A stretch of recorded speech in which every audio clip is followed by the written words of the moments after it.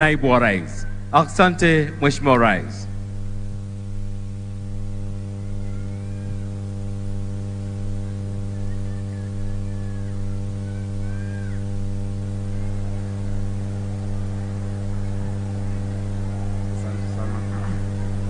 Thank you. Your Excellency, the President of the Republic of Kenya and the Commander-in-Chief of the Defense Forces, Your Excellency, the First Lady, Mama Rachel Ruto, Your Excellency, the Deputy President of the Republic of Kenya, Rigathi Gachagua, and Pastor Dorcas Gachagua, Your Excellency, the Prime Cabinet Secretary, Musalia Mudavadi, and Mama Tesi Musalia, Cabinet Secretaries present, the Speaker of the National Assembly, the Speaker of the Senate,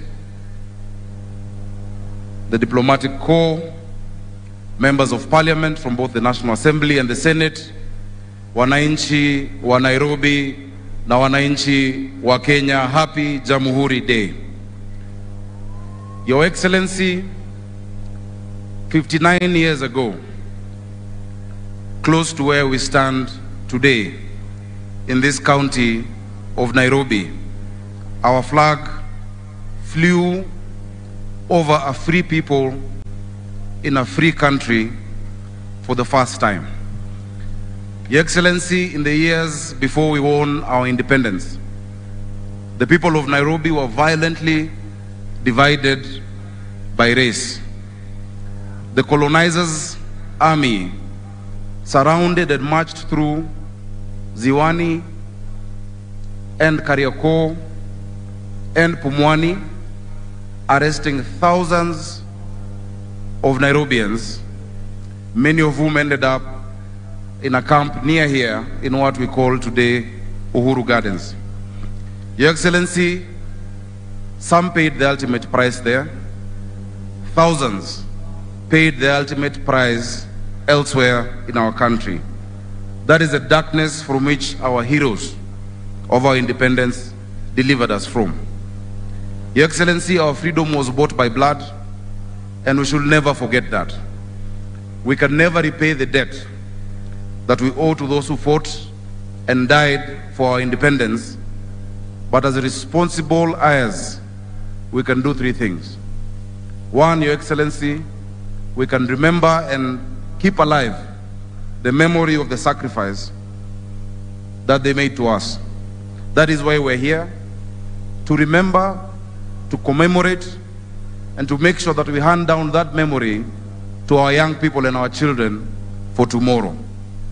Your Excellency, the second thing we can do is to emulate them.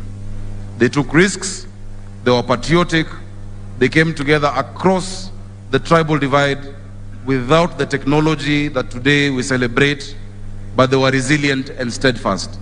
That spirit must always remain with the people of Kenya. And Your Excellency, thirdly, we can complete the work that they began. They laid the foundation that we must build on, and we must build a house that is worthy of the foundation that they built. Your Excellency, continuing that work goes hand in hand with the theme of today, of ICT and innovation. Even as we welcome our guests from the Silicon Valley, we want to tell them that Nairobi and Kenya is the Silicon Savannah of Africa. Your Excellency, this country may not be endowed as much as others in terms of gold and minerals and oil. Our greatest asset is our people. Our greatest asset is not below the ground. Our greatest asset is above the ground. It is our young people. Your Excellency, the investment that you're putting into the digital superhighway will go a long way in unlocking the potential of these great people of Kenya. Even as we review our curriculum, we realize that today we're in a global economy powered by information, driven by knowledge. The young people in Sigalagala must not be prepared to compete with young people of Singore in Elgeyo Marakwet, but with young people of Singapore. The young people in Machakos are not being equipped to compete with young people in Makueni, but the young people growing up in Manhattan, in New York. This is a global village, and we must give them the tools that they require to compete. Which is why, Your Excellency, and we congratulate you, in less than 100 days you've launched the Hustler Fund. That should enable our people and all of those of us in government to know that we should not preoccupy ourselves just with those with millions of shillings in their accounts, but those with millions of ideas in their minds. That is the country that you lead and that we represent today. Your Excellency, as we complete the work and as we continue the work that was started by those who've been there before us, we must ensure that we live true to their dream of a country self-governed and not a country that goes into disorder and anarchy. And I want to thank you and the national government for supporting the Nairobi County government in restoring order in Nairobi. Your Excellency, today our children can sleep peacefully without endless noise from discos and nightclubs. It cannot be that young people cannot sleep because old people are enjoying themselves downstairs. We must restore sanity, we must restore order, and that is the dream of those who are there before us. Your Excellency, we shall continue in that work, and we shall make sure that we create more economic opportunities even for those who are employed there by zoning and establishing the right areas for each of us to ply our trade.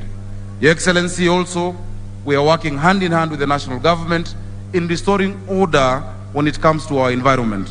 We are glad that we've gazetted the Nairobi Rivers Commission that will go a long way in restoring our rivers, not just Nairobi River, but also Mathare River and Ngong River, and making that an economic frontier for a clean city, a city of order, a city of dignity, a city of hope, and a city of opportunities.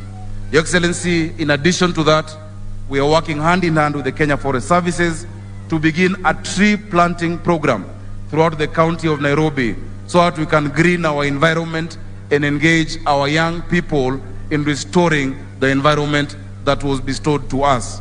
The environment that we find, Your Excellency, is not a gift that we give to generations that come, but it's something that we've borrowed from them. Today, we enjoy shades from trees that are planted by many who do not see them coming up. Let us provide that for generations to come. Finally, Your Excellency, as Governor of Nairobi, I want to offer you and the people of Kenya an early Christmas gift. You have seen the great creativity that has been displayed here. You have seen our arts, our ICT, you have seen our musicians. We want to welcome you to the first ever Nairobi festival that begins today at Uhuru Park, that has been newly refurbished. There we're celebrating our arts, we're celebrating our culture. Our creative economy has the potential of being a mega employer.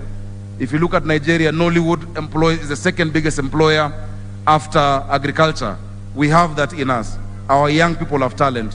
We are showcasing 16 films from today and documentaries shot by young people in Nairobi over this week period. And Your Excellency will also enjoy the food and the vibe of Nairobi County. We want to welcome you. Your Excellency, finally, it is my privilege and my honor to, at this point, Your Excellency, invite the Deputy President of the Republic of Kenya to make his remarks on this Jamhuri Day. Karibu sana.